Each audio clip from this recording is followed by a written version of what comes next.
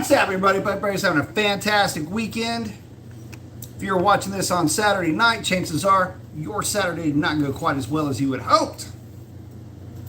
So I'll let some folks go ahead and get in. If y'all have questions, go ahead and queue them up. Get them ready. Be taking y'all's questions as usual. Getting everything plugged in over here.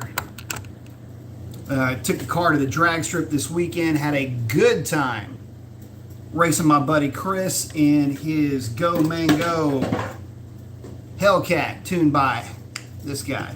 If you haven't seen those videos, check them out. It's pretty fun to watch two cars get after it that are that close. His car weighs a little bit more than my car.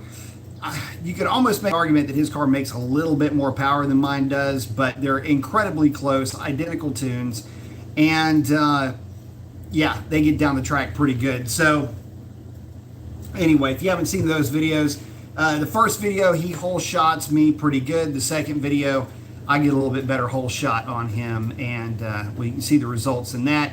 But again, really cool to watch those cars going down the track.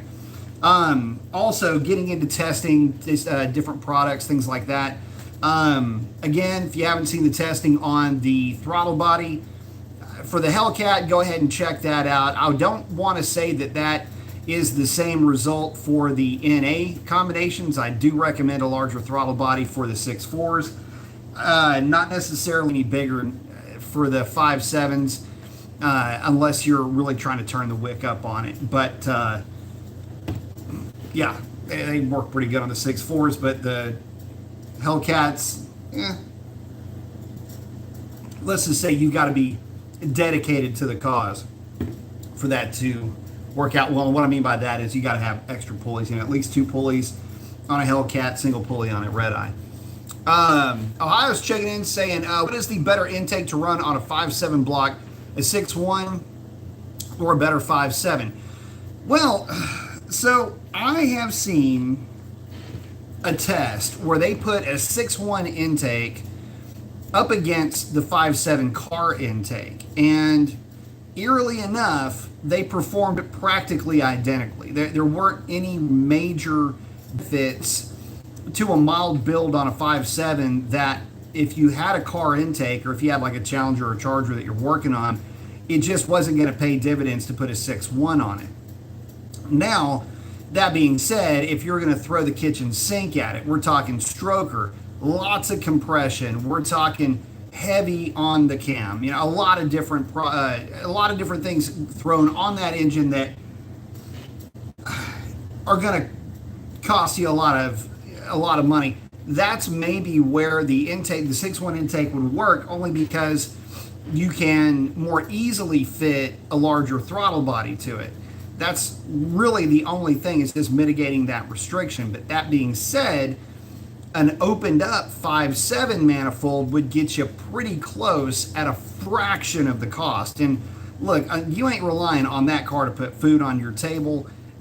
Opening up a stock 5.7 with a bigger throttle body is going to be a significantly better play than going with the 6.1. Now that I've said that, I completely understand that the 6.1 intake looks the part. It is a good looking intake, but in terms of numbers, it's just not marketably better than the 6.1, or than the 5.7, I should say.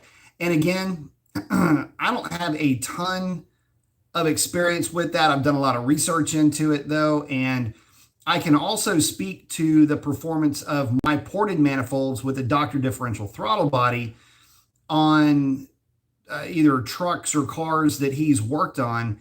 And on with the cars, the intake along with a larger throttle body, a cam, and long tubes is a very significant upgrade for that car. In fact, depending on the dyno, I know that gets a little bit tired, but I know the trucks, a couple of the trucks I think put down right at or just under 400 horsepower to the rear wheels.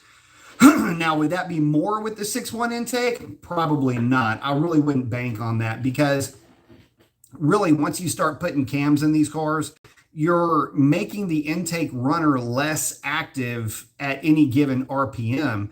which is what helps it make power at higher RPM. But again, through the mid range, really where that type of an intake is going to do well, it's going to be real hard to beat the 5.7.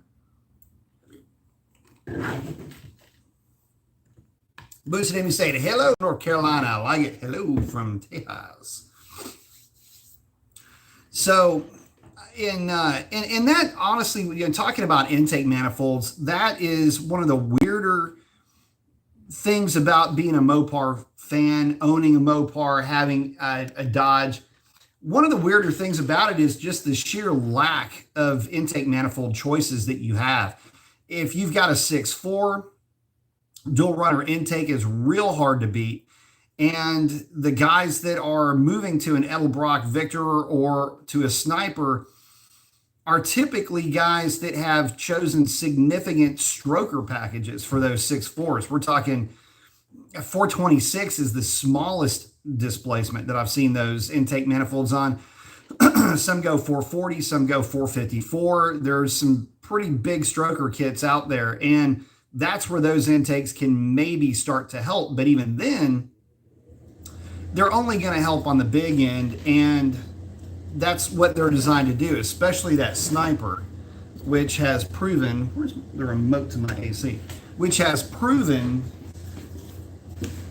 to work really well, but only in those types of applications. Oh, I was saying, thank you, not a problem. Yeah, I mean, I wish I had better news for you. I mean, I know that 6.1 manifold looks good. It looks the part. A lot of folks will try to convince you that it's better for boost. Look, it's basically the same design. It'd be cool if I had one of each to show you. I should be getting a car manifold, hopefully tomorrow, if everything works out, to port. And I can give you guys a little bit more of a heads up if I had that manifold here to show you. It's just the fact of the matter is they're from a design point of view, they're really not that different. So, and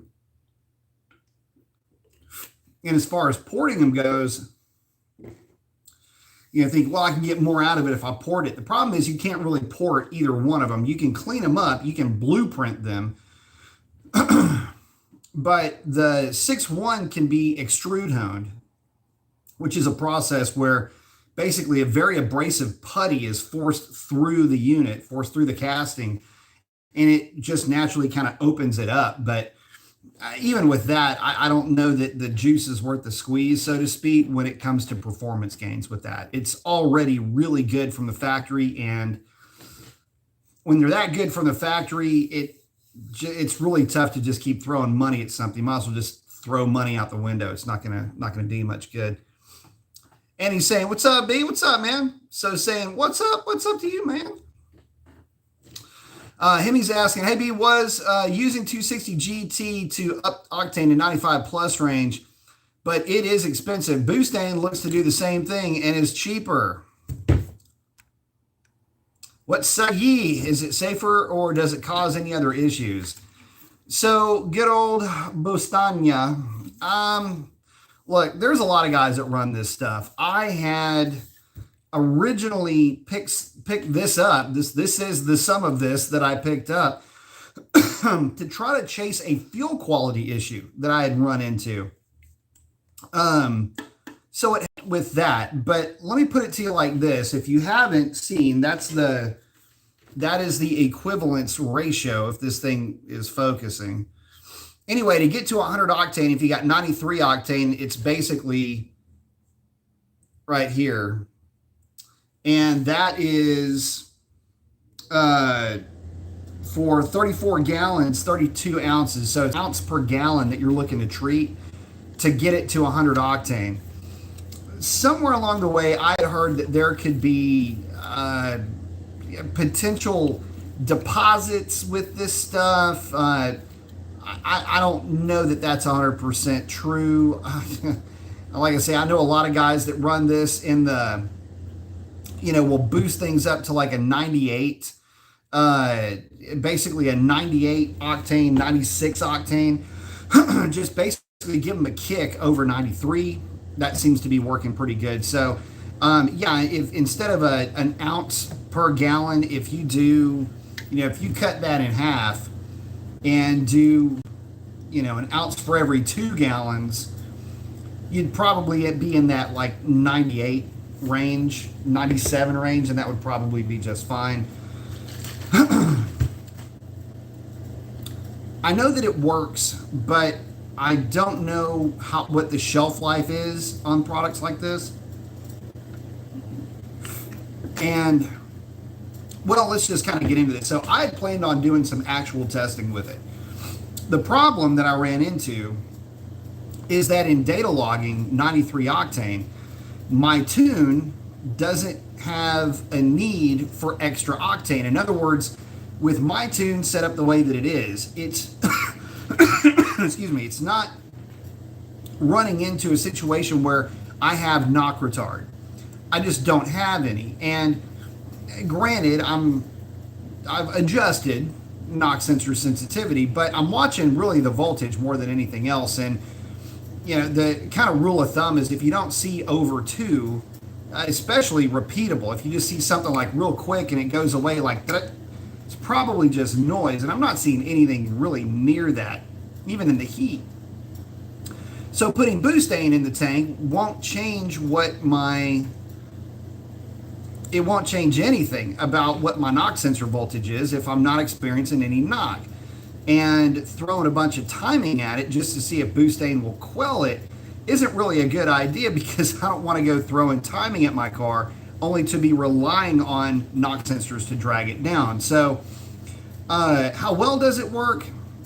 Again, it works pretty well if you listen to the guys that use it as a safety net. What I will tell you to do is tune your car on the fuel that you're going to be using. Add an ounce for every 2 gallons of butane that is going to be in the tank when you're driving it. And use that as an insurance policy. But do not tune on butane. This is, sorry, cough's still lingering from being sick for a while.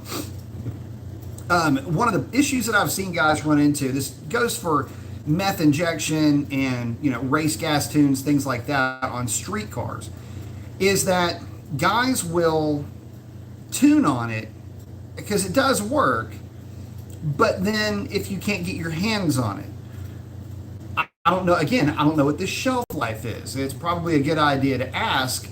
They're all Julian dated, and Julian date is this kind of a date right here. You'll see 20/2/21. 20 is the year that it was manufactured. 2/21 is the 221st day of the year. So 2/21 divided by 30 roughly is somewhere in July. So this is July of 2020. So this is just a little over a year old. I don't know if this is still good. There's no expiration date. So anyway, there's some Julian dating info, and again, it's a manufacturer's way of dating material, so you can get a quick visual when it was made. But just do yourself a favor, don't tune on it. Again, use it as an insurance policy. But 260 GT is kind of creeping up there, and it's really good stuff.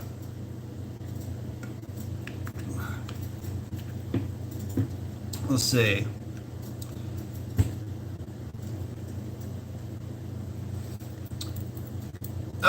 Bruce saying, hey brother, sad to see you couldn't make it to We Are Mopar today. It was fun. Had a joyride in my first Viper. Very nice. Yeah, I'm not really able to get out to events like that too often. Even when they're in my own backyard, it always seems like there's something else going on. I've typically made it to Mopar Fests and Legion of Demons when they're here in town, but I haven't had a chance really to get out of town. My schedule has been booked, so kind of a bummer. So saying that he's yet to have any issues with any kind of octane boost. I can't run the Duster without it. Just short of a gallon put in after a full tank. One run without it after I had it rebuilt. We had to sleeve it about 3 years ago. That's never fun. But yeah, I mean, this stuff, it seems to be working pretty good for the guys that are using it. Got a friend of mine that swears by it. I mean, his data looks good, so I can't really argue with his devotion to the stain. But again, just work that. But his car is tuned on True 93, and again, this stuff is just used as an insurance policy. Sam's asking about watching tractors run the 660. You talking about like Mack trucks and stuff like that? That was big like a long time ago, like in the 70s and 80s. There was a kind of a thing with big rig drag racing. Let's see.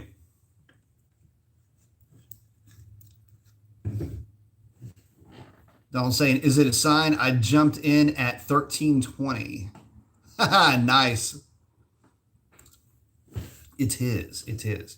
Chuck saying, hello.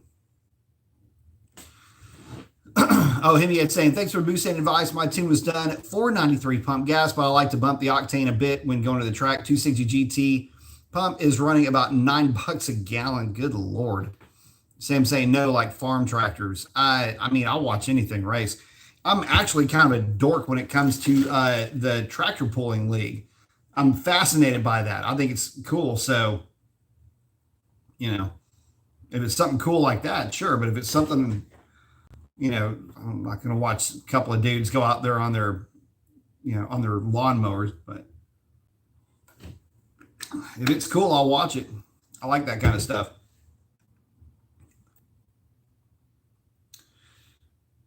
Oh, Jay's asking, how can we increase the top end on those Hemis?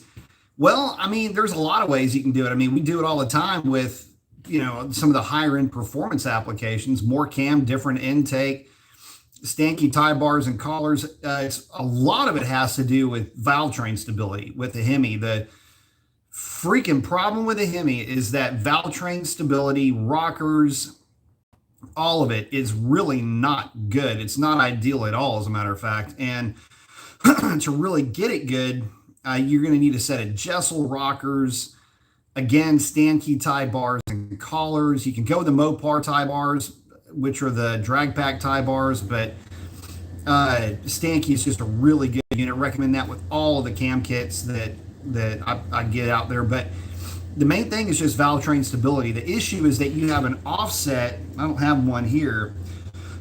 Anyway, you have an offset rocker, so it's not the rocker isn't your normal inline where you have your push rod here and your valve stem here, and it just pushes it up and down so that the force has a direct line of sight. It's shaft mounted, and the rocker is actually offset, so it's almost like how do I here? I'll just draw you a picture of the damn thing. Because this is one of the things that it makes life kind of hell for Hemi owners, not being able to turn RPM, but where this will be a top view of the rocker. So say you've got a rocker style that you're used to seeing. We'll make this one adjustable. That has your normal pivot right in the middle, okay? Say it's a 1.7, 1.6, 1.5. You're real familiar with that with Windsor applications, small block Chevy, all of that. The Hemi, it's kind of a weird looking design. I'm just gonna try to, for lack of a better way of putting this together for you.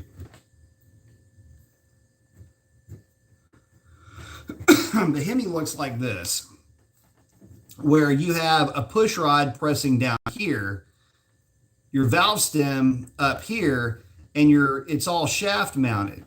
So here you could have the advantage of, you know, ball bearings in that trunnion. You could have pretty much anything. Here you don't have that. So this whole face, and this is lubricated, but this whole face right here is now going to be a potential friction point, not to mention it's offset. So the loading is offset.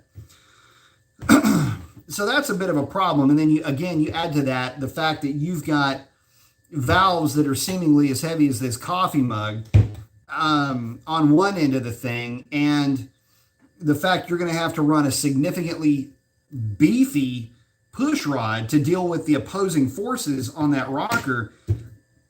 It all yields up to not be the best scenario for valve train stability or valve train components in general. So, little wonder why lifters run into such a problem. They're trying to overcome problems that, a more traditional style rocker just doesn't seem to have to worry about. So, that's going to be one of the places you're going to have to make a change. And again, you got to run a lot of seat pressure to deal with the valve weight, but you're running into problems with that, creating friction on the shaft, which is strain for the push rod. So a lot of the guys early on with the Hemis, when they were trying to really turn up the RPM, were running into a lot of issues with bent push rods. And so the story just keeps unfolding from there. So 80, 120 thickness push rods were released. You've got the PSI 1516 spring, which I recommend, and also the Hellcat lifter. The original Hellcat lifter just had bigger needle bearings in it. That may or may not still be the case with Magneti Marelli, I should say. I'm thinking about Maggie blowers for some reason. Magneti Marelli having the newer style bearings in those rollers. But again, that's one of the reasons for it can be a potential failure point. So what do? Just buy the best components that you can, or limit the thing to about 6,500 RPM, 7,000 RPM. I don't like seeing them go more than about 7,500 RPM, honestly. I don't mind seeing them buzz up to, 7,000 RPM on occasion, but I don't even like revving them past 6,500 RPM in general. So I know some guys will, especially with the Hellcats, they're making boosts. They're like, just turn it till it pops. And I'm like, oh no. So, I don't recommend turning them much over 64, 65. 65 is fine. Again, you can buzz it up to 68, 6,900. That's really not going to hurt anything as long as it's like an every once in a while thing. But you're doing it often enough. You haven't changed the oil in a little bit. If the engine is hot, oil's a little bit thinner, and you I don't know, get a lifter that doesn't pump up the right way or something like that, you can pop a push rod. Not a good thing. That's you're not going to have a good time. But that's one of the, aside from intake manifolds and cams and everything else, it's just one more stumbling block that you have to deal with the Hemi that you don't necessarily have to deal with other engines.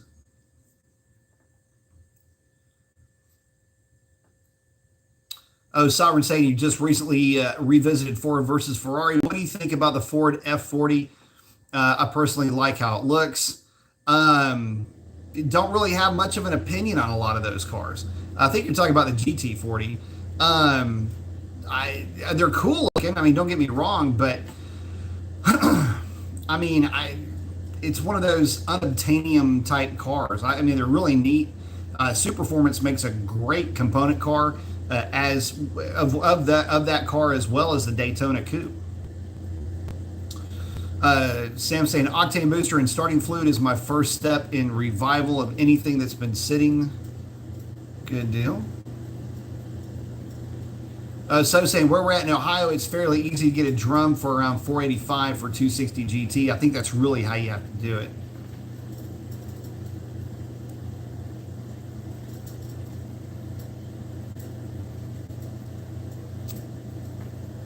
Oh, Sam saying it doesn't smell like rotten gas. Yeah, and you can throw some booster in it, but I would still recommend draining the tank, mainly to get the sediment out of it. He's saying Archangel batteries are unobtainable, but have been reading about anti-gravity lithium batteries. Have you heard much about any anti-gravity 94R batteries? I haven't heard about them specifically, but most of the technology is pretty much the same. So any of the lithium batteries, most of them are going to be lithium ion or lithium ferrous batteries, and they're really good and typically very durable. Lithium ferrous batteries are going to be extremely durable and can handle a lot of charge discharge cycles. So all of them are good, and all of them will save you a ton of weight too. So I haven't heard anything bad about them. I'll put it to you that way. Sam's asking, how common is valve float in a 5.7? Very uncommon.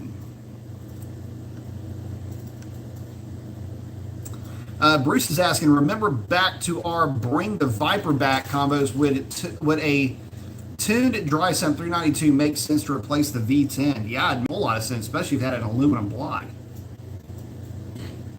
Again, going back to a conversation I had in 2016,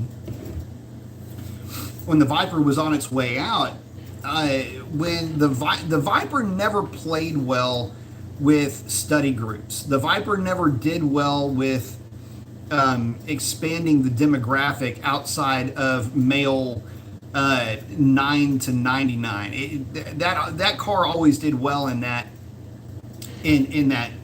demographic, but the problem with the Viper is that it was only available with a manual transmission. So honestly, it doesn't matter what engine is in it, as long as it's paired up with an automatic, it immediately picks up, especially in this day and age, about 70%.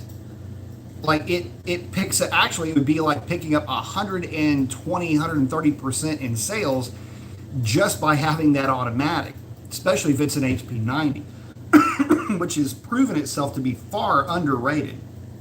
So pair up an all aluminum 392 or 408 or 426, it wouldn't matter. Tune it for high RPM and make it light. Again, aluminum with that automatic at about, 600 horsepower, be right where you need to be.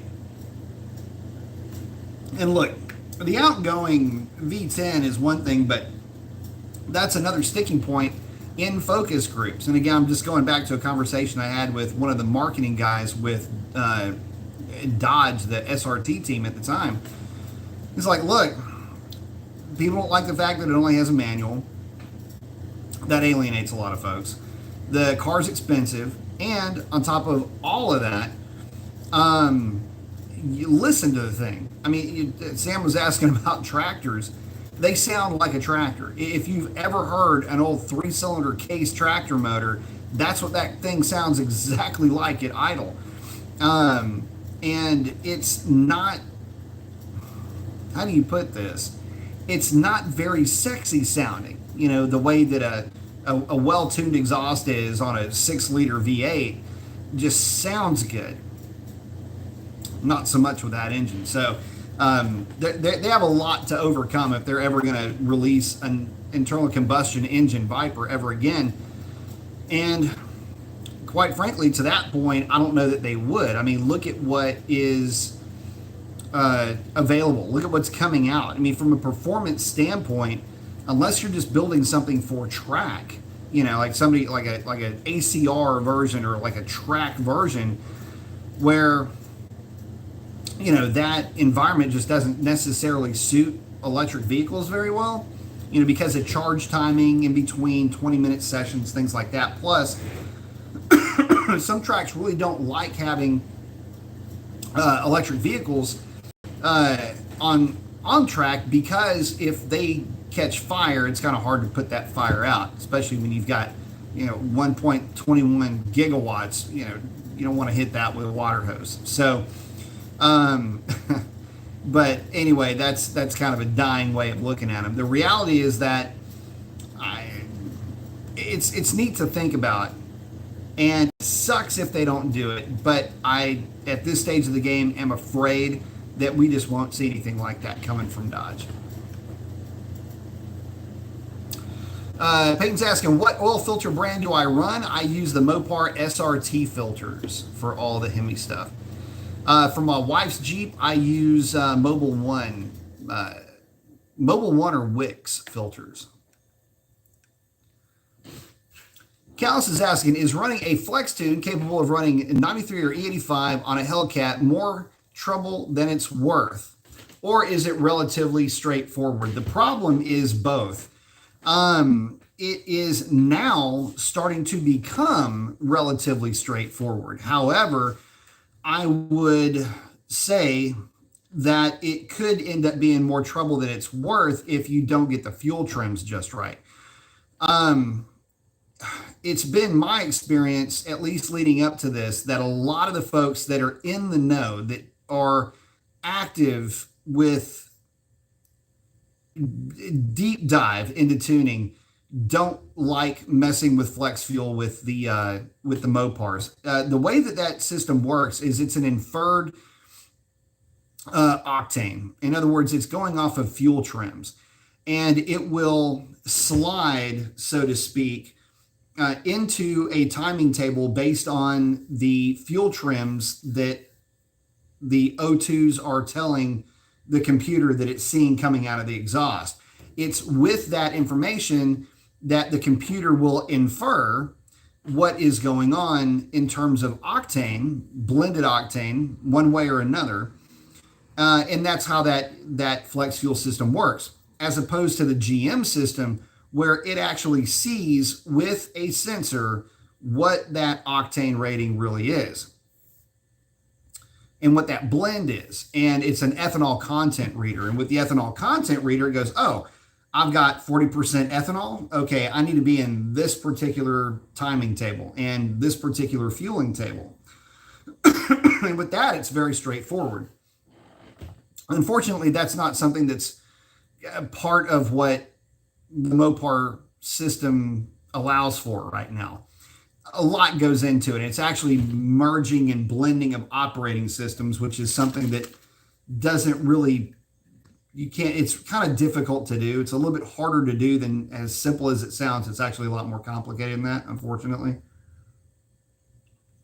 But I know guys like Speedy's Garage is having some success, but I would venture a guess and say that when he goes racing, he's going out on a dedicated E85 tune. So there's that. And again, if you're staying on top of it and you're monitoring the car and you're data logging it may work only because you'll be catching potential problems as they come up. But I don't want to worry about potential problems. It needs to be a set it and forget it type of a situation. It needs to be factory OE reliable and brainless, basically, or it's just not worth my time. And a lot of folks would agree with that. In fact, some tuners would agree with me on that. And these are guys that I've talked to in depth about that, because it was a kind of an idea that I was kicking down the road a little bit. Is just one of those cans that, you just kind of, keep picking at and kicking as we do. And it never, I'll put it to you like this. It was never, the answer to the question was never, get that car over here right now. We've got to do this. This is awesome. The conversation never went like that. This is with a couple of guys that I have a lot of respect for. In fact, it was more like, well, we can get it on the car and try it and see where that goes, which is not super sexy for me at this stage of the game, especially when I'm not having any problems with 93 octane. And I have seen issues with E85, just in terms of fuel quality. Now, I've had some fuel quality issues with 93, but I've had some despicable problems with E85. So I guess the long and short of it is, would I do it to my car? I haven't done it to my car. I don't plan on it. If you're going to run E85, run a dedicated E85 tune. Have the software, have the ability to log it. You're going to need that anyway, because the only way to really get it tied down is to have your fuel trims unbelievably tight. And you're going to be sending logs in left and right just to try to get that even to work with some of the headaches that come with that. It's I don't know. A lot of guys just won't really play that way. It's a whole lot easier to just put a tune in and let it rip. And if you need a 93 octane tune, if you're going to be going on a cruise or long distance driving, just put your 93 octane tune in it. Fill her up full of 93 octane, run her really low on 85 before you do it, put a bunch of 93 octane in it and let her go. She'll be fine for what you're going to be doing with it. Hemi, thank you very much. Saying happy Labor Day. As always, enjoy Mopar chats. Thank you, sir. Appreciate that. Thank you, thank you, thank you. And y'all too, happy Labor Day. I appreciate the contribution, my friend. Thank you.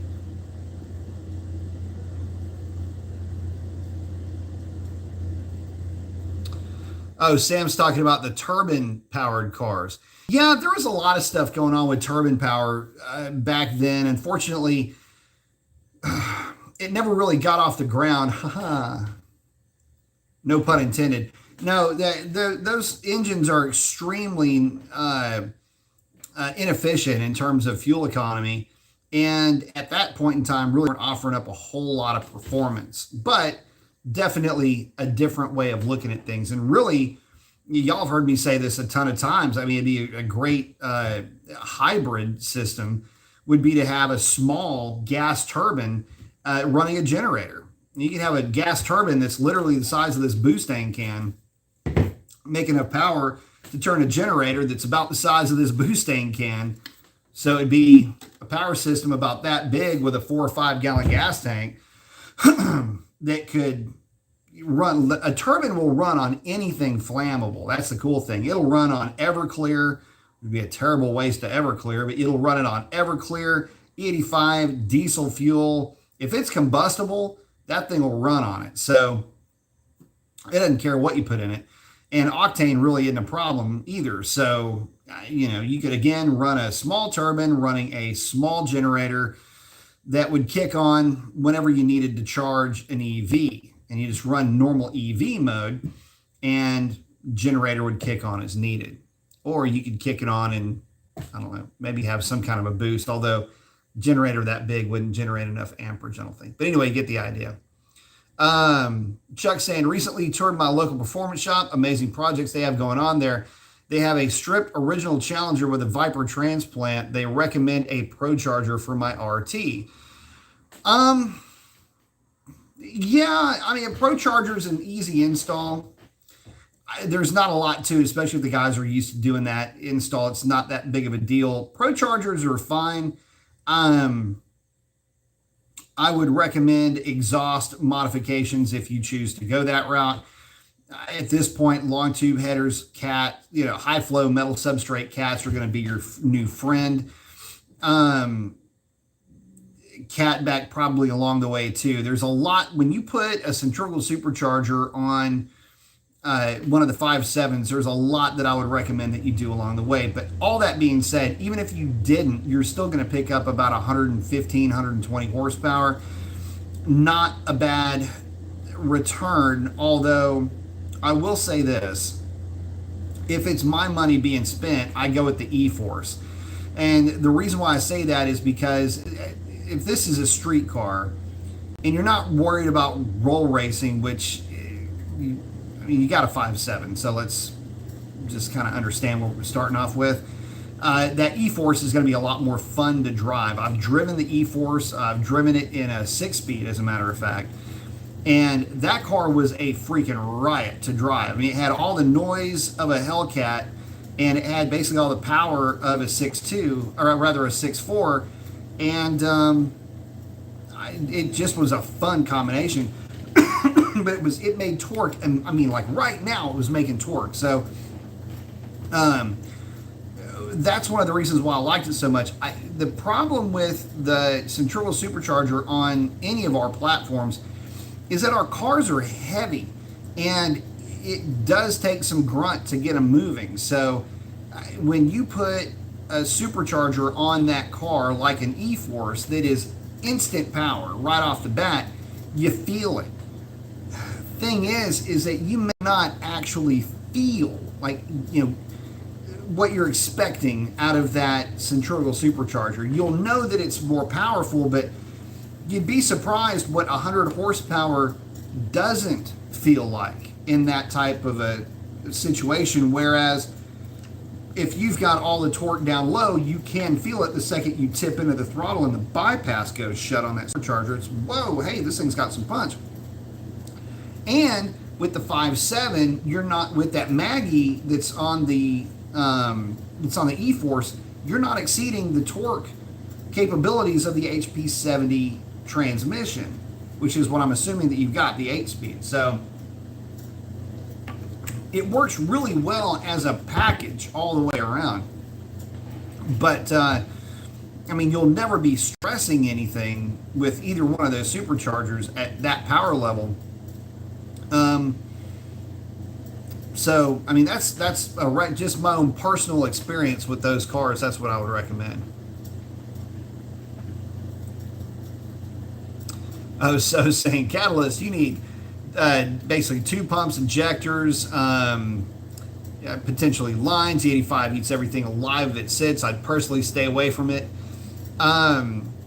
So I can tell you this: I have had a lot of folks that I know run E85.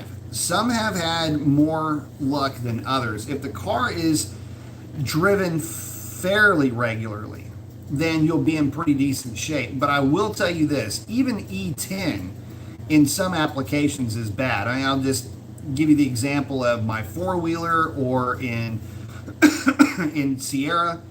I don't recommend letting even E10 sit for more than, a couple of weeks, maybe a month at the most, without running those vehicles, because even E10 can start to gum things up. So you can imagine what E85 can do. So the main thing is, if you're running it, you're in pretty good shape. And also, I do know that they have E85 conditioners, but I don't know how well those products work. But Quick Brick had E85 in his car the entire time he had it coming back from Alex's shop. I know that Racer X has run E85 and everything that he's had and hadn't really had any issues with it, but that's not to say that that's not a long-term issue. And keep in mind, E85 is really hard on everything it comes into contact with, as is any type of alcohol like that. So just know that coming into that, coming along with that decision to go E85 is there's some concessions you're going to have to make in terms of how often you're running the car. And again, we're talking about flex fuel earlier. It's a good idea, if you do have a dedicated E85 tune, to once a month throw some 93 octane in the car, put your 93 octane tune in it, and just drive it to try to flush out some of that E85. And that's actually part of the protocol that Ford recommends if you're going to run one of their flex fuel vehicles on E85 all the time. They say once a month you need to fill her up with regular gasoline and run that through the system to clean everything out. That's what they recommend, and so that's what I recommend too.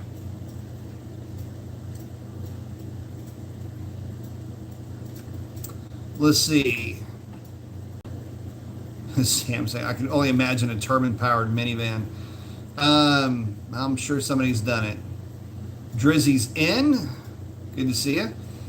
Freddie said, oh, and again, thank you, Hemi Head. I appreciate that contribution. Freddie's asking, what are your thoughts on the CT5V Blackwing? I haven't even paid it. I don't even honestly know what that is. I know I'm really, to be honest with you, I don't venture too far out of the stuff that I'm working on. So if it's some kind of I'm guessing it's a CT, so it's going to be a Cadillac. One of the hot rodded versions. They're all starting to run together, to be honest with you. I can't really get excited about some of those cars. Let me ask you this. before I go any further with what I'm about to say, what does it cost? What is the cost of a CT5V? And I will give you my immediate response to that. Like, what are my thoughts on it once I find out what it costs? Because it sounds expensive, and right now, expensive internal combustion engine. Let's say it's 80 grand. I don't even know what it is, but let's say it's 80 grand.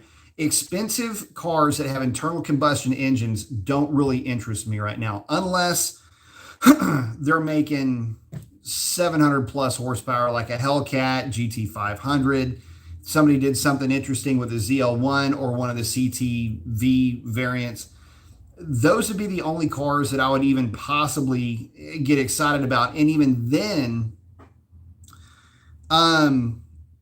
it's going to have to be like big time horsepower, which ends up turning into big time money before I'm going to get to where I would even want to where it would even bother me to line up against one at the track, because plaid. And I know that is, I mean, it's turned into a trump card almost. You know, it's like, yeah, what about the new super stock, man? It sounds pretty cool, plaid. Just saying. Yeah, but the Demon's pretty plaid. Anybody seen the McPlaid?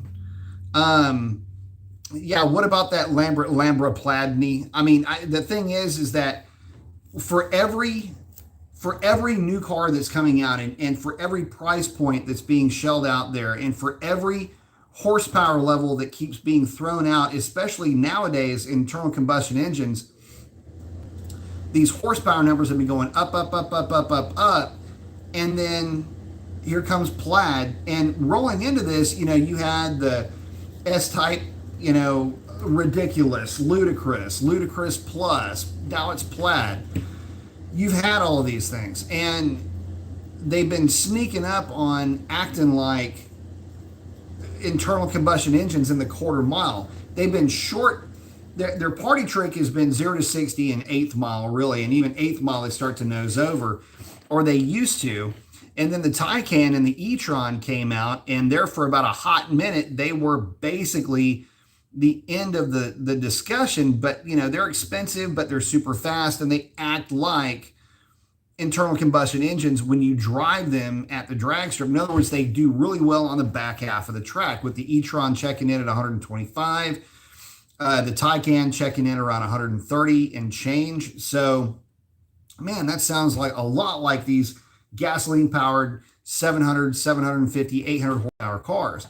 Well, then the plaid comes out at 130 grand and is going 150 miles an hour. And by the way, that's a trap speed, not an exit speed.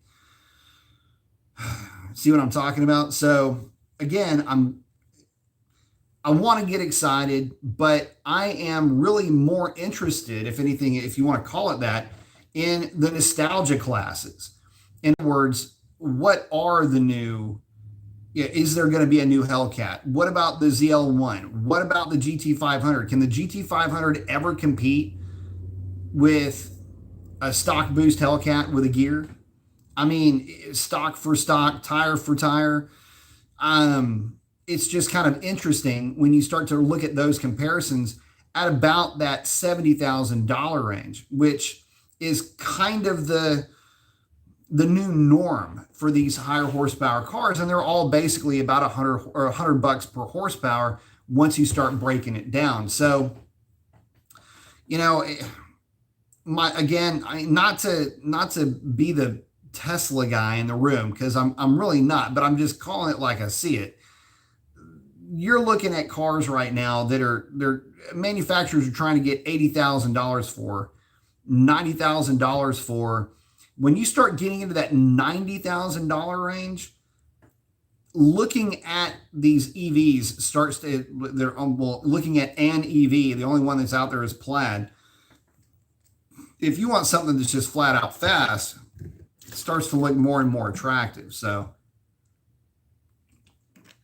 but you know, you can say, well, there's a big difference between $90,000 and $130,000.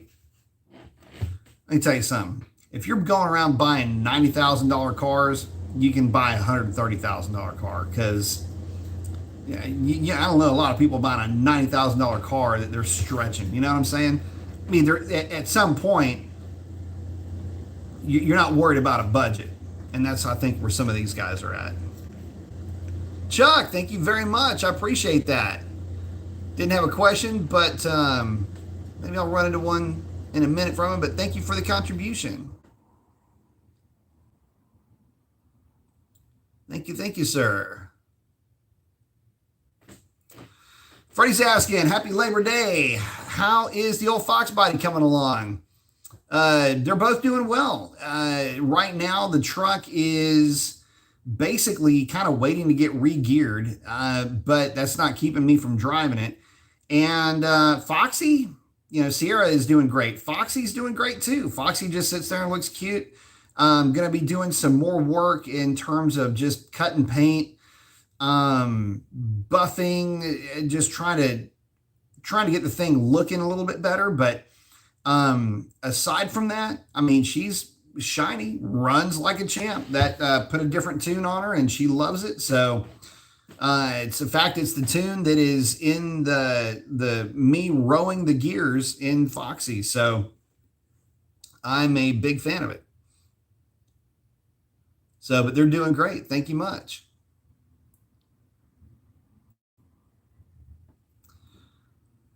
So saying, can't wait to see the 400Z in person. Hopefully get to see one by the end of the year. So the 400, I want to see one in person too. I'm hoping that I'm not disappointed by it. The pictures that I've seen, and obviously these cars always look better in person, but the pictures that I've seen, I'm a little bit with it right now. But what I really like about it is the price point, and I like that it's a turbo V6 and it's a hot rod, a proper hot rod now with 400 horsepower. The outgoing 370, which I always thought was a really pretty car, it just never had the power. But the problem, here's the problem with the 370. I'll be real with you. The problem with the 370 is the Mustang.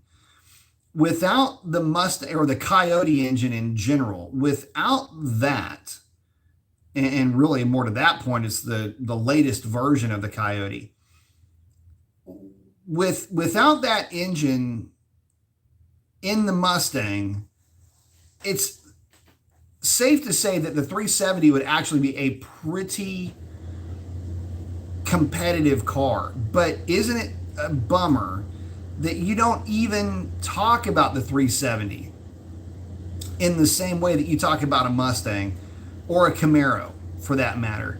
The 370 on the street is a great car because you can flat foot that thing in areas where you can't with the Mustang. It's not hampered by having too much torque, if that makes any sense, which makes life kind of nice. Again, you can flat foot the thing and use all the power that you bought and have a riot with those cars. So on one hand, they're a whole lot of fun to drive, but they just can't compete. They just can't keep up. And again, the 400, it looks the part. I think it's going to be a good looking car, but I would like to see one in person. I can assure you that car with a different set of wheels and tires, with a different suspension setup, a little bit different stance, is going to be a really good looking car. Bruce is asking, what are some topics that are hardly ever asked about that you would love to splurge on? We're all ears. I don't know that there are any topics that I haven't really touched. I mean, I think I've done, how many of these live shows have I done? Like 500 of these things? I'm sure it's coming up on 400. Anyway, there's not a lot of topics that I haven't talked about. Part of it is, the new EV technology. That has a tendency to rub some folks the wrong way, though, which is kind of weird. I'm still trying to figure that out. I don't like getting into the politics of it, but it's weird to me to be political about a powertrain. Again, we're talking about turbine-powered cars earlier in ways that I think a turbine would work with an EV, but, So EVs are going to start to be a topic that I'll get more and more into as they become more and more relevant in the performance genre, so to speak. And when you start seeing them more and more, you'll kind of get an understanding of why. But there's other cars out there that I've been looking at that I'm kind of crushing on right now. Obviously, the Supra and the new Bronco. If you haven't seen one of the new Broncos in person, they are a different looking car in person than they are in print. And I'm telling you right now, that is a car that does look better in person than it does, on your computer screen. But as far as topics, I've touched on pretty much everything. I've touched on fuel, camshafts, cylinder heads, A/B comparison between different engines, like a 392 stroker 5.7 versus the 392 just in general. Talked supercharging, talked turbo. I've talked pretty much everything. So I'm cool talking about any of it, and I'll talk about it over and over and over again because I never really get tired of it. I enjoy this stuff a lot. So it's whatever topics y'all really want to get into. I can probably steer you at least in the right direction for the most part.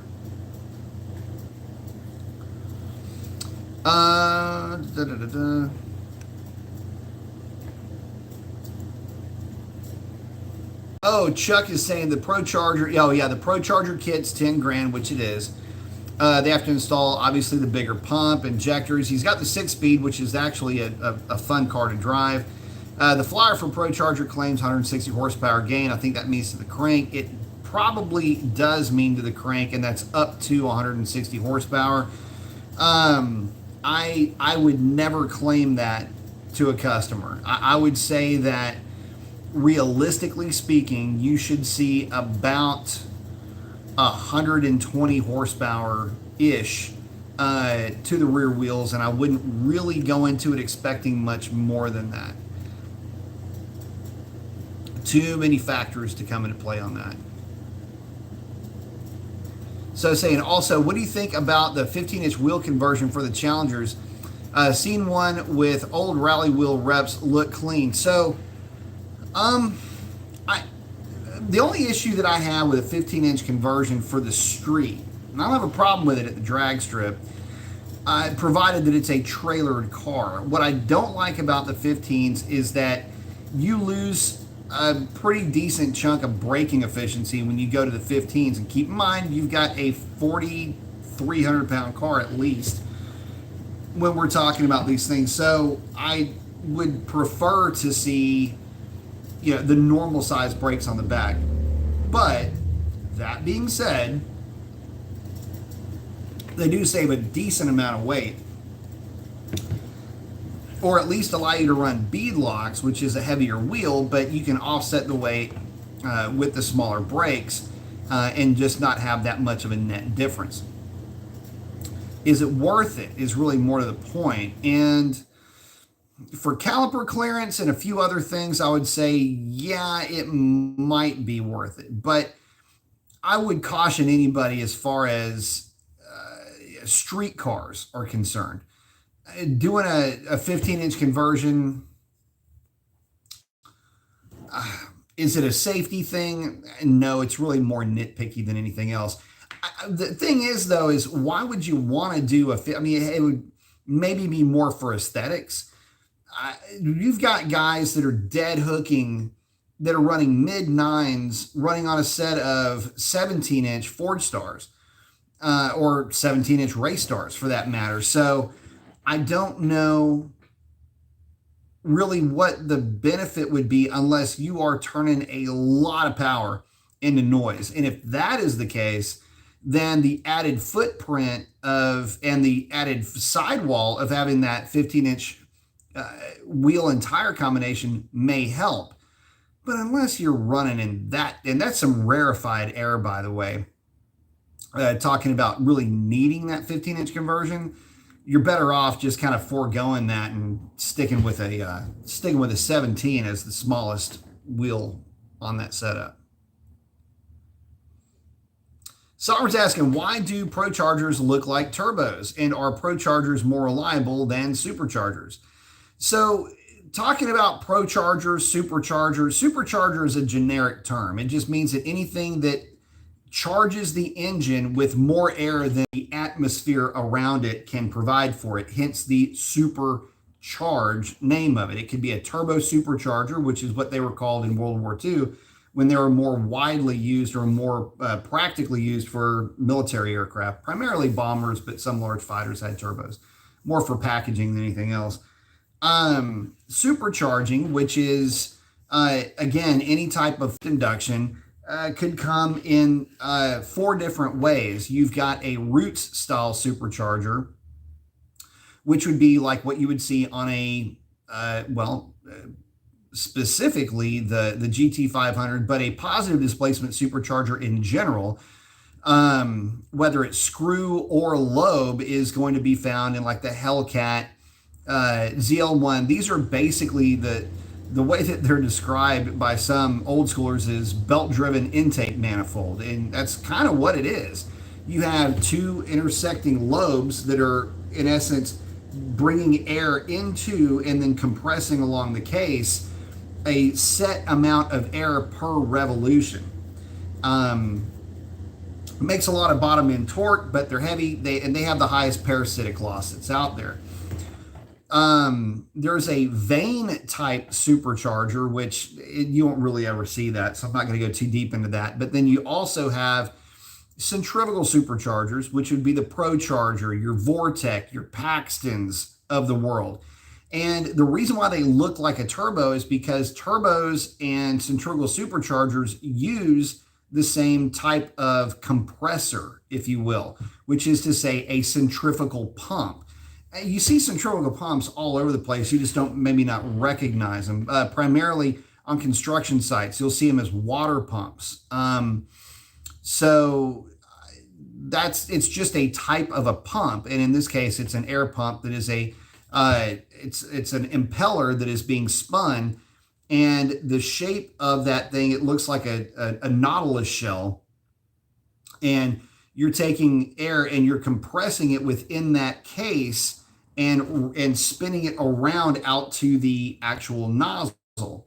And it spins at such a high RPM that it doesn't allow any backflow. That creates the pressure, which then creates boost. So that's why it looks like what it does. And they all centrifugal superchargers or centrifugal pumps in general look like that. That's just how they work. They all have different size impeller per the case size and all that other stuff. That doesn't matter. Just the physics of how it works, that dictates how those things look. And asking, are Prochargers more reliable than superchargers? They're all reliable nowadays. And as long as you're changing the oil in your Procharger, you'll be just fine. I've never heard of a failure with a Procharger, and it's rare, although I have heard of failures with Whipples. I haven't ever really heard of, IHI blowers like what comes on the Hellcat or the Eaton Supercharger that comes on the GT500 and the like. I just don't ever hear of failures with those. So in terms of reliability, I don't think you really have a problem either way. And I want to say that, I've had 5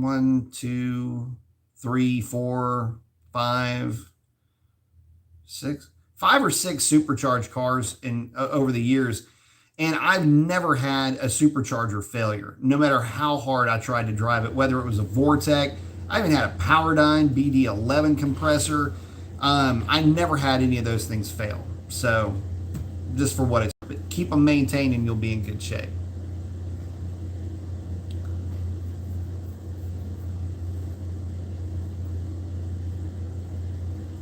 Oh, BB saying we should get made it up to World of Mopars. What's your diagnosis on why my 2010 Challenger SRT8 steering wheel shakes under braking at high speeds? That is because you need to get your rotors turned or you need new rotors.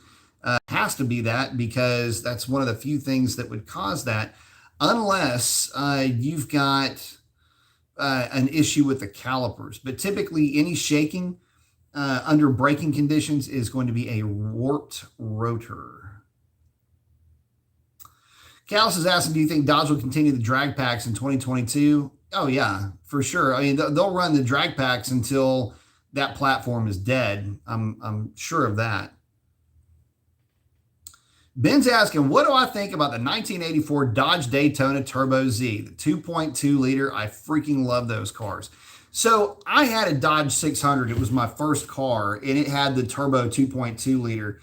And what's cool about those cars back then is it was a different way of looking at fast. And Dodge had a kind of a very forward-thinking mindset, even though nobody agreed with them. In hindsight, would agree with that disagreement. However, they were really keeping with the times with those front drive hot rods and move forward just a little bit. And there was a lot of guys hurting a lot of people's feelings with that 2.2 liter. A lot of low 12 and 11 second 2.2 liter cars running around back when an 11 second car was practically a trailer car at the drag strip for a lot of guys.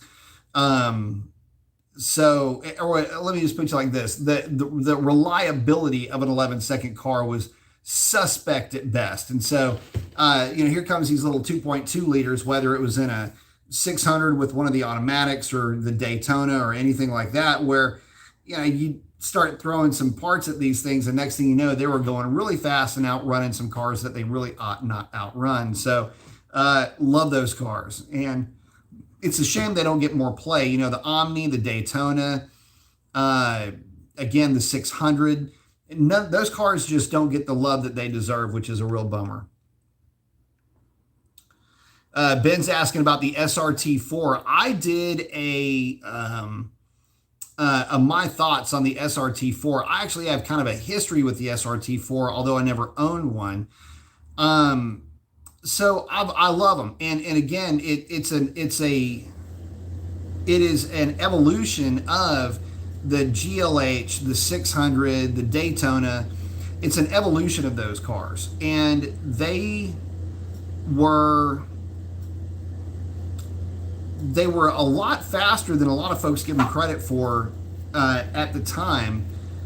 And for some reason, they were a little bit shunned at the time, which was weird, because a stage 2 or a stage 3 SRT4 would severely, let's just put it like this: they would readjust the ego of V8 owners regularly. And again, I had experience with them running them at Texas World Speedway, some VOI events that I had gone to. One of those, we had SRT4s on the infield track.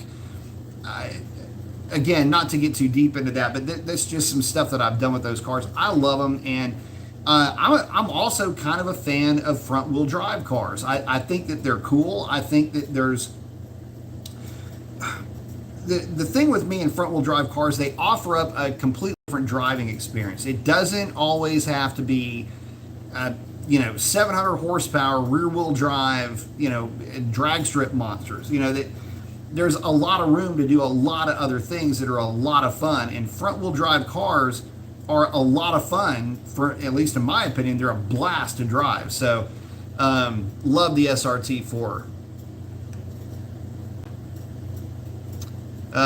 Ben, okay, another one. What do you think about the 86 GLHS? Again, I think I just mentioned that earlier. That is the grandfather to the SRT4, and again, it's a car that just never did really get the respect of the old school muscle car crowd. And here's the thing: at that point in time, one thing you have to remember is that 60s muscle cars were sort of becoming more popular with guys that were getting into their 30s, 40s, and 50s in terms of age in the 80s.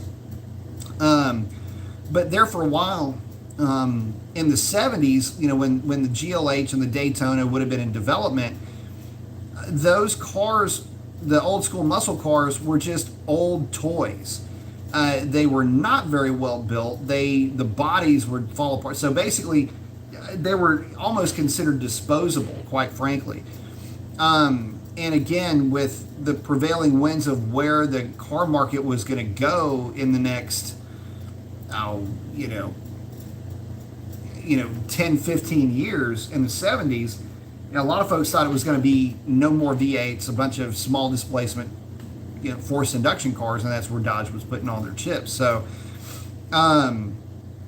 but there was still a growing contingent of guys that were going, if it's not a Chevelle or not a, Torino or not one of these old school muscle cars, they didn't want to have anything to do with them. And they kind of looked down on these little cars that would shellac some old school big block cars on the regular. So, I don't know, just kind of interesting how things changed over. Ben's asking, what do you think about 1980s Mopar vehicles? To ask what I think about 1980s vehicles so you had the Warlock, the Little Red Express, I think was in there, late 70s, early 80s. It's not a high watermark, but there were some pretty cool cars that came from that era. So Challenger 50 saying 1980 Mopars suck. There's not a lot to get excited about, but there are some pretty cool cars that did come from Mopar, but not they just didn't have the traditional front engine, rear drive layout. But I mean, I say that you had cars like the Aspen. There was a hot rodded version of the Aspen that was in the 80s somewhere.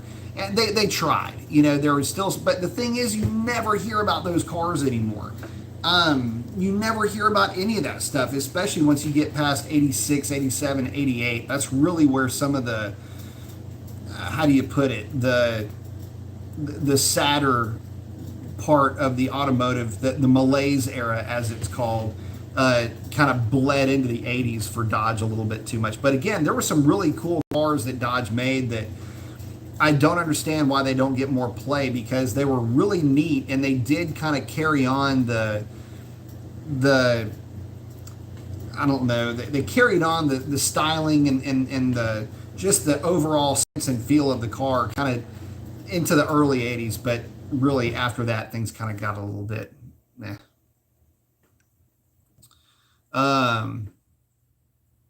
Ben saying not every car from the Mopar came out stunk, had some good ones. Daytona, Laser, Lancer. Yeah, there was some cool stuff. It's just some folks just like front engine rear drive a lot more. Sarah saying awesome explanation. Thank you, buddy. Oh, Chuck's first car was a Shadow ES-V6.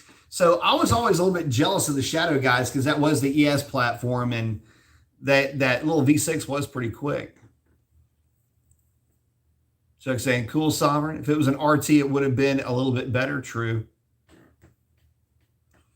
Herbert's asking, what are some ways that a turbo can fail, and are they more reliable than a supercharger? Well, the way that they fail is typically through oiling. Oil lines, it's not the turbo that fails, it's the oil line itself that can fail. Improper oiling, though, and improper scavenging of oil out of the turbo for an aftermarket turbocharger back to the engine, though, is another way that you cook, or in this case, really coke the bearings, and that will kill a turbo also. Are they less durable? Look, in all commercial engine applications, all of them, all the diesels use turbos. LPG, any of the natural gas stuff is going to be turbocharged.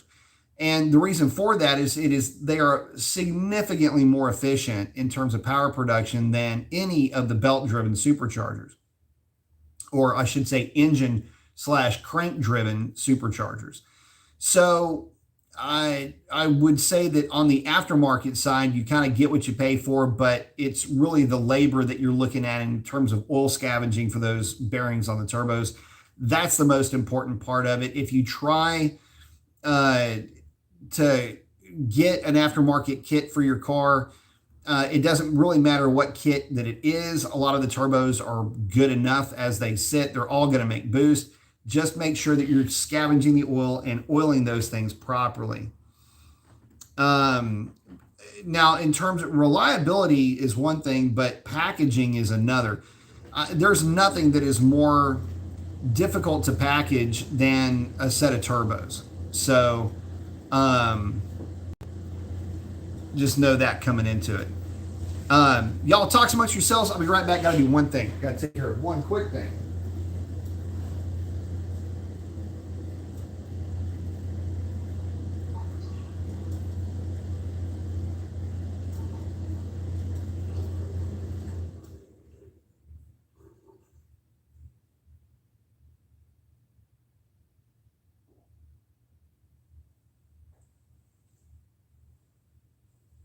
All right, problem solved. A technical difficulty here. Okay, so hopefully that answers that question. But it doesn't. So really, when you're talking about turbos, you're talking about a packaging issue more than anything else. Heat in a car that is not designed for turbos, routing, placement, exhaust routing, all of that, you've got to make sure that you don't have wires involved, and you got to make sure that you're not. There's a lot more to installing a turbo kit than just throwing parts at it. Whereas superchargers are a little bit easier, especially a positive displacement supercharger that is literally taking the place of an intake manifold. Turbo can be a little bit tougher. It's going to be the toughest one to install, but again, you will get the most out of it. So, is it worth it? Probably would be considered to be worth it.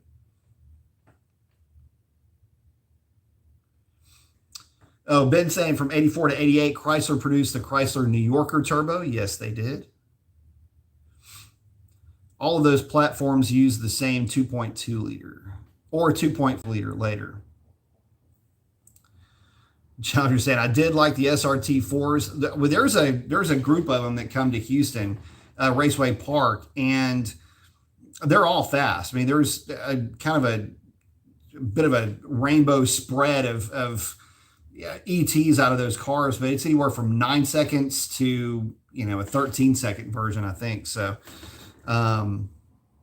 which is a bone stock one. Sovereign saying over 300 horsepower in a front-wheel drive car just begs for massive oversteer. Yeah, maybe, but it's part of the fun, man. It's part of the unique driving experience. Dizzy saying big ups, man. Someone saying good old K cars. Hell yeah. So Ben is saying, yeah, he's talking about the minivan. So you could actually get that minivan with a manual transmission. The nasty one was the 2.5 liter turbo in those vans, and that was a tire frying van. Chuck saying front wheel oversteering. Yep. Sovereign saying is Gramps had an older LeBaron turbo, fun little K car for sure. Penn saying there's also the Lancer and the 400. Yep. Chuck saying I used to sneak parents New Yorker out to the bars. Ben saying there's also the Plymouth Turismo Duster. There's a lot of stuff that Dodge had that I just wish I knew more about. Oh, Ben, and then there's the 5th generation front-wheel drive Dodge Charger. Yeah, much maligned. If you don't know what that is, I think that was a gray import, wasn't it? Anyway, that thing, that is the quintessential failure to launch car. That one did not do well.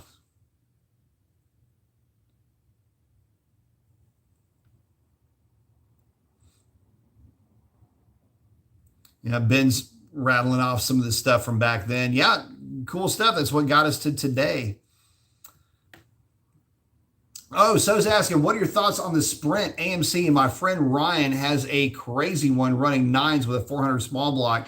It's super fun to watch at the track, pulling the wheels up, good 4 feet off the ground. So, I like the Sprint. The AMC stuff, I'm so attracted to the non-mainstream cars, and I just really like AMC stuff in general. So, if you say AMC, I'm probably like, yeah, I'm on board. Now, granted, I'll probably say, yeah, I'm on board with an engine swap, but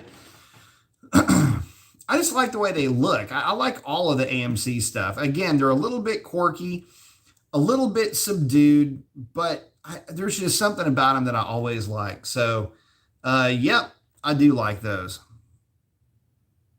Sovereign saying the K car saved Chrysler. Yes, it did. Oh yeah, Sovereign saying Charger was a Mitsubishi. That yeah, Chrysler's agreement was with Mitsubishi. But see, you also had okay, so the Starion / Conquest. One of my favorite cars that I've ever driven. This is one of those cars that I'm shocked that I never have owned one. Is the Conquest. If you've never driven one, it's a fairly large 4-cylinder turbo. It's 2.4 liter, but or 2.6 liter. I'm sorry. 2.4, 2.6. Starting a little bit hazy on that, but doesn't matter. Fairly large cylinder. The thing about that car, though, is that it had really good boost response, and it would go head to head with contemporaries like the Porsche 944 of the time, and cars like that. Torquey, not necessarily the fastest, but still a pretty fun car to drive, and I always liked driving them. It was the first car that I ever drove that barked third gear. So I was just a wee Brian back then, but yeah, that was pretty fun. But anyway, cool car. There were some cars that Dodge had that were really neat that I still to this day don't understand why they didn't get more love and more attention. But maybe it was just because they were being overshadowed by the cars that were from the muscle car era, which you have to remember in 1985, the real muscle car era had only been over for arguably 15 years. You know, that's the equivalent of talking about a 2005 car today. So, you know, not a rarity to see on the streets. And so, you know, and by the way, the aftermarket was catering to those cars. So little wonder why, you know, the more what would have been contemporary cars didn't see any more love, is because the aftermarket was just pandering to those muscle car era cars that again were cheap, easy to come by, and you know, seemingly in endless quantities. Although now, you know, 35 years later, we're finding that, you know, even marginal examples of some of those what seemingly were disposable cars back then. Have you seen what the cost of a Duster is these days? It's obnoxious. These were cars that you would just pass around. These are given away. Old Barracudas and old Mustangs. My God, I'm still trying to wrap my mind around that. I remember when Mustangs were going for stupid money, but you could stumble across, like people would trip over Cougar Eliminators to get to a cheap Mustang. It was just weird. But anyway, look, that's how that whole I don't know, that whole segment of muscle cars and pony cars and all that worked back then. Was you would have cars that were really cool that nobody wanted that are now really desirable, like AMX, for example. I remember when you would see them driving around. It's like, oh, it's an AMX. Yeah, but they're not as fast as a Camaro. Well, yeah, they are. I mean, they're all about the same, right? But, you know, in other words, the aftermarket didn't support it as well, for example, or something along those lines. They always had some kind of stigma that came with them, but they were just super cool cars. And I don't know, depending on how poorly they're taken out of context, you know, fast is such a relative statement anyway. You know, we're talking fast over, you know, a couple of 14-second cars here. You know, it's like, you know, what are you talking about? I mean, they're all faster than 350 horse Chevelle, you know, 396 Chevelle. So, but that's where all the aftermarket gravitated towards, and for good reason, because, you know, especially with the Chevrolets, because one big block is all big blocks for Chevy, and that's the reason why they got all the love. So anyway, I digress. Oh, Herbert's saying his favorite car from back in the day that gave him hope was the Stealth. A lot of folks would agree with you. That's a pretty awesome car. Weird that they didn't kind of carry that type of a car moving forward, the all-wheel drive type thing.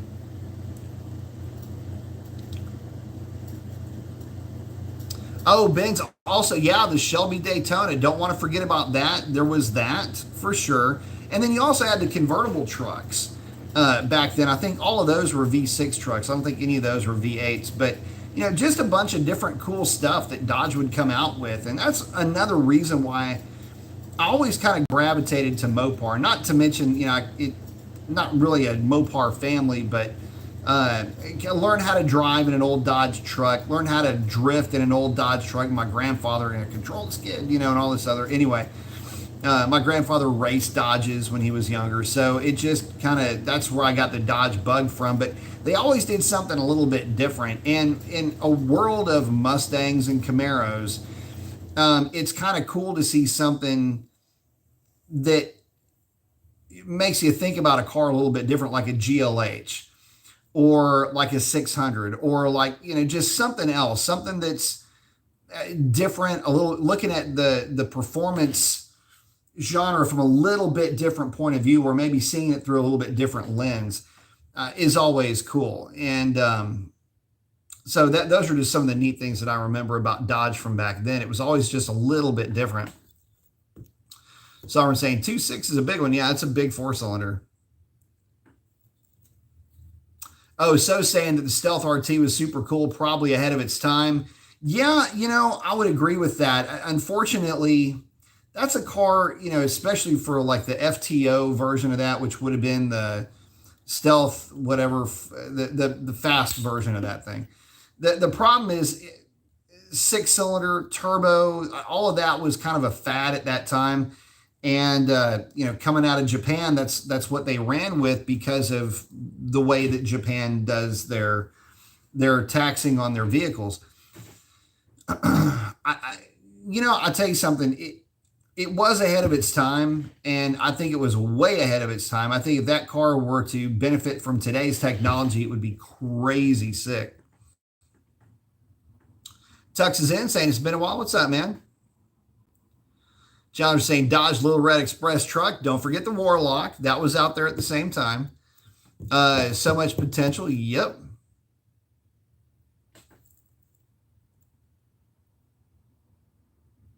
Oh, Sovereign's talking about the Wraith, the M4X. Yep, that was a one-off deal. Pretty cool car.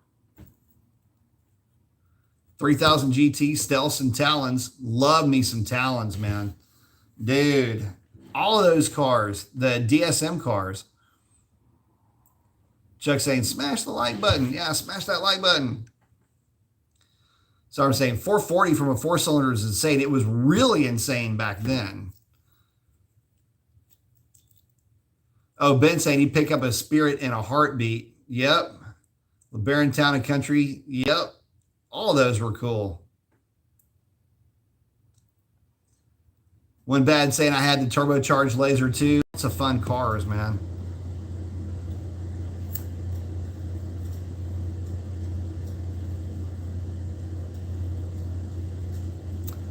Yeah, Chuck saying, yeah, one of the Challengers was a flop. Yeah, all of those were pretty bad.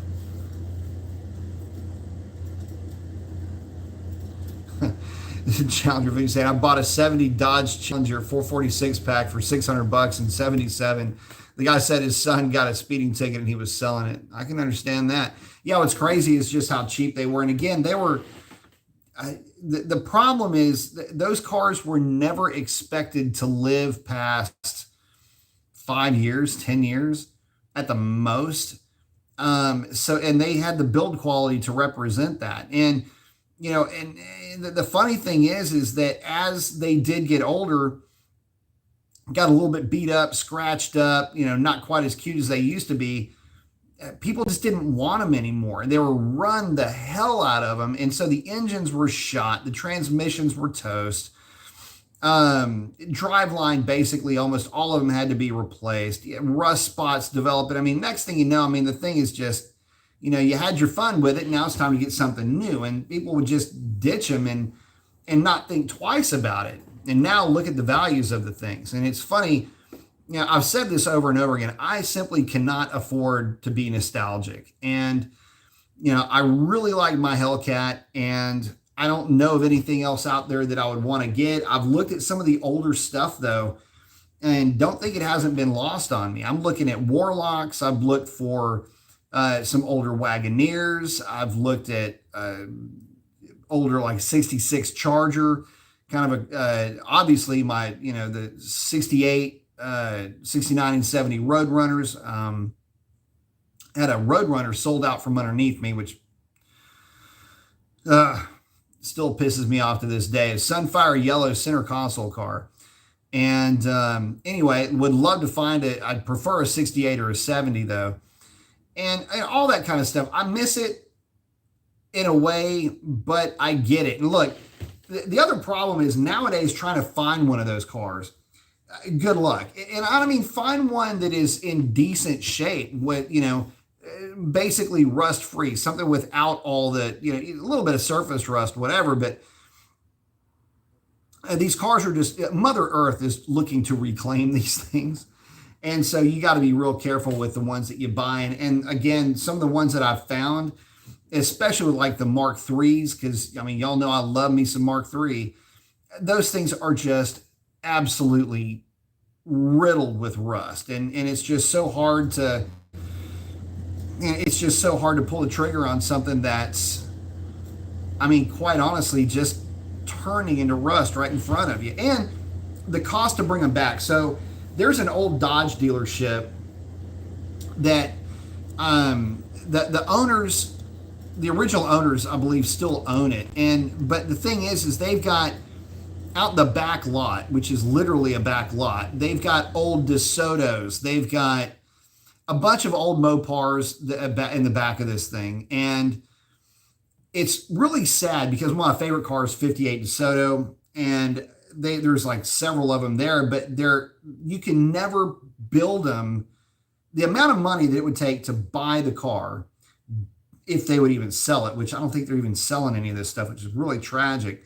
But to sell the car, to then replace all the rubber bits, to get the thing up and running, to get everything really up and roadworthy. This is brakes and bearings and everything that it would take to get it roadworthy, would put the car at a price that you could never recover from. And I think that's where a lot of folks are looking at now. And keep in mind, the guys that were alive and young, 20, 30, 40, 50 years old, young at heart, I should say, and healthy, back in the 60s are kind of getting up in age a little bit. And so you can imagine that as they begin to lose interest, either because they have exhausted all the possibilities that you could, how much fun can you have, right? Or they're just, passing on. Those cars are going to start to lose their luster with guys that don't have any nostalgia for those cars. This is, again, getting back to why I was saying I can't afford to be nostalgic, especially for an era that I didn't live through and for cars that I never really got a chance to experience. And so, unfortunately, I have a feeling that as cool as some of those old cars are, you're going to start to see the values start to tank a little bit. And it's easy to get nostalgic for something that makes a lot of noise and can convert sound into tire smoke. But I don't think that there's a lot of a younger generation that is just so not into cars the way that a lot of us were when we were kids, and our parents and grandparents and uncles and brothers or whatever we're all into. And you're just not seeing that as much. It's out there, but it's out there in a little bit different way. And unfortunately, the cool stuff, just like the cars from the 80s, whoever would have thought that a GLH would have been cool and would have been sought after nowadays? A Warlock was just a fancy pickup truck. They're always going to make pickup trucks, and there's always going to be fancy pickup trucks. Why am I getting all worked up over a Warlock? You can kind of see where that's going. So anyway.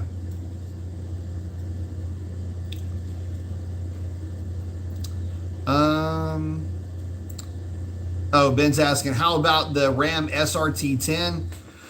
Yeah, that's a little bit later though.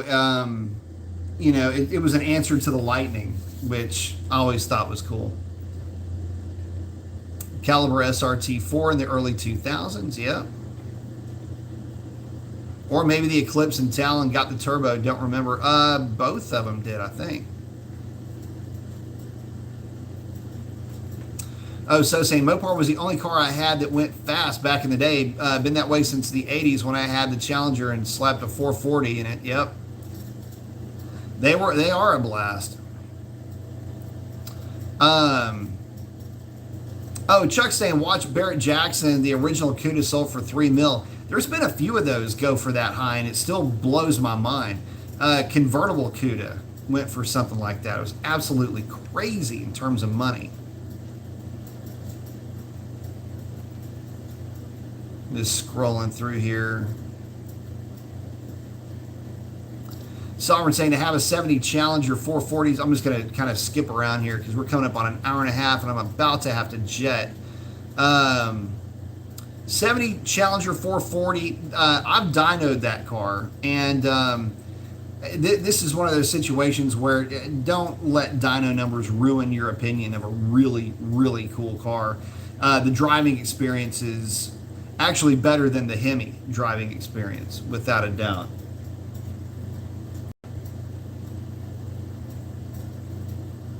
So we're saying that's when cars were cars, not aerodynamic piece of plastic. One of the scarier things about driving some of those cars, I mean, I don't really have this problem with Sierra. People complain about the brakes. I never really had a problem with the brakes. Even the single pot brakes, I never really was overly concerned with. But you need to be overly concerned with them nowadays because one of the things that Sierra did, just sitting in the driveway, brake line failed. If you had a single pot brake line or a single pot braking system and a brake line fails, you're in pretty bad shape. So anyway, there's this old cars. The problem with them is that you can spend $50,000 on a restoration and be about $50,000 away from having a really nice car. Oh man, I've seen and just experienced some really weird stuff. But if I'm not getting you guys, I'm sorry. I'm just gonna have to. I got to jump off of here. So.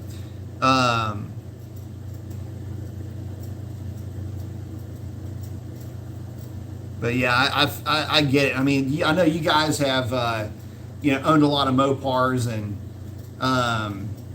have driven some of these older cars, and you get what I'm saying when I say that you can have a lot of fun with those things, but especially the stuff from the 80s, because, right now it's pretty cheap, but even like the cooler stuff, like the GLH, I'm not going to get into like the Grand Nationals or anything like that, but have y'all seen what Gen 3 Camaros and Gen 3 Firebirds are commanding these days? It's pretty amazing. So it's scary, actually, but we're getting into that bubble now. So get ready for that.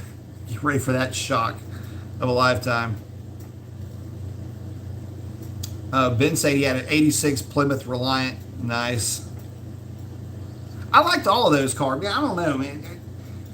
There's something kind of cool about the regular cars that just got you from the house to school and back, and just that you have more, crazy memories of doing stupid stuff in those cars than you ever would in somebody's cherished, Road Runner. I mean, it just, what I'm talking about too. I mean, when you can say, yeah, we snuck out the LeBaron, or whatever, that there's a lot more that comes with that sneaking out the LeBaron. Those coming of age stories rarely happen in some of these rarefied cars. It's always in one of the more pedestrian cars that you have, the regular car, the daily that just gets you here and there. So but guys, with that, I've got to jump off.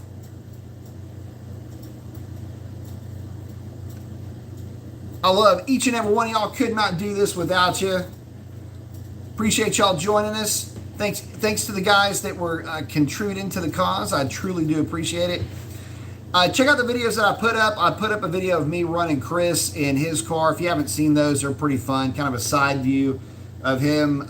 He got me on the first one pretty good with a 007 reaction time. I got him back on the other one. You can see me kind of reeling him in, but it was kind of. And kudos to the guy that tuned both cars, by the way. Anyway, y'all have a great one. Keep them shiny side up. And we'll catch you guys on the next one. See y'all later. Bye.